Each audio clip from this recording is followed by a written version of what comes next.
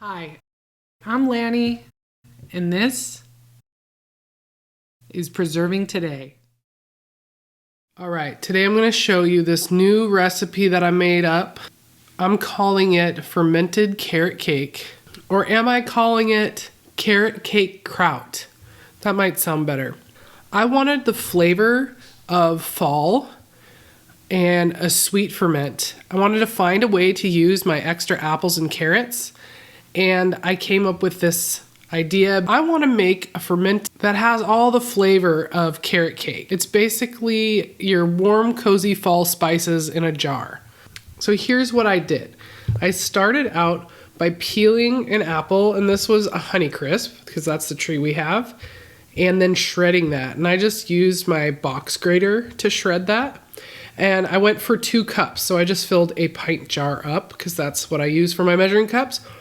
And then I did the same thing with carrots. I didn't peel the carrots, I just shredded them. We had lots of extra carrots from the garden, and this was a great way to use them up.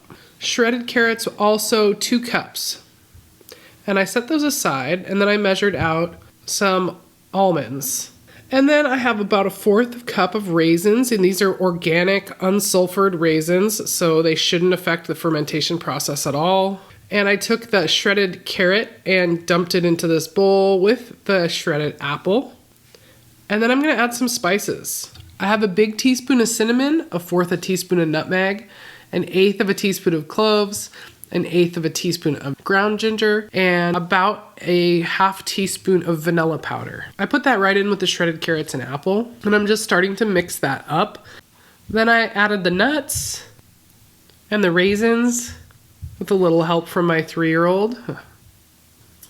And then I added a little bit of salt. So the salt is going to help with flavor, and it's also going to help the veggies and fruit release more of their liquid so we can make a brine out of this. Because if you're seeing this, I am not adding any juice or water at all.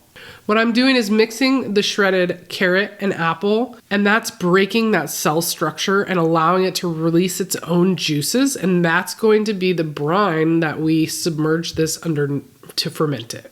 So once I can squeeze this and see the liquid come out, then I know I'm done and ready to pack this into a jar. I recommend giving it a taste at this point. You can add a little more salt if you think it needs it. And if you like things sweet and it doesn't seem sweet enough, you could add some maple syrup or some honey. But what I know for sure is that this is going to develop its flavor over the next couple of days as it ferments. So I just pile all of this into a wide mouth quart jar, making sure to add any liquid that was in the bottom of the bowl. I press it down and pack it in.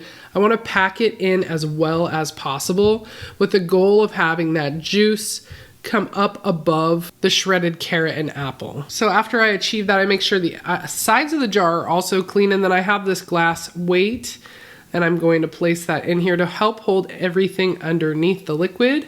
And I'm using a ball fermentation lid. It's got a valve on it that will let any gases out that might build up, and it fits with any wide mouth canning jar. I'm labeling my jar with a date and time, and the goal here is to ferment this at room temperature for 2 to 3 days. So here it is, packed in the jar and ready to store away.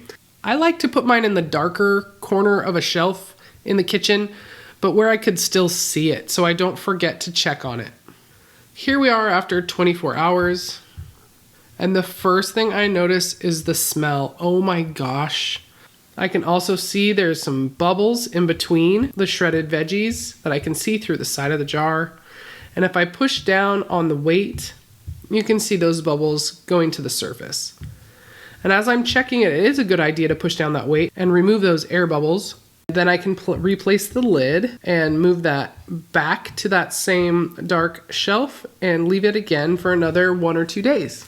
Okay, here we are after 2 more days, and as I push down on this weight, you can see all these bubbles coming to the surface. This is fermented, but I don't want to go too much farther because there's a lot of sugar in this, and I don't want that sugar to turn into alcohol. The yeast will naturally do that, will turn this to alcohol, and then eventually that alcohol will be turned into acetic acid, and it will become very vinegary.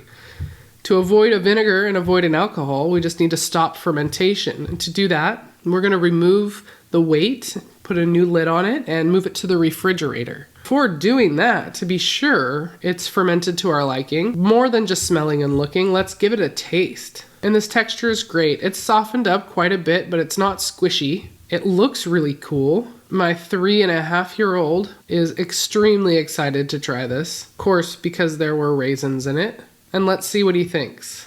How do you like it, buddy? It's good. Pretty good indeed. I think if there was anything I would change about it next time was definitely be better with toasted walnuts or pecans over the almonds. I might add a little bit more salt and maybe a touch of maple syrup, or really finely chopped dates or even pureed dates could be good in this as well. You could serve it with yogurt or whipped cream for a dessert, but I'm pretty sure we'll just eat this by the spoonful. I'm going to store this in my refrigerator, which it should keep good for several weeks.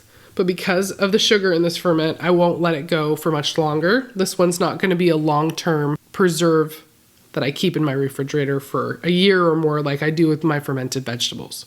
All right, that is my carrot cake kraut or fermented carrot cake in a jar. Have you tried this recipe? Let me know what you think. Leave me a comment. I'm Lanny, and this was Preserving Today.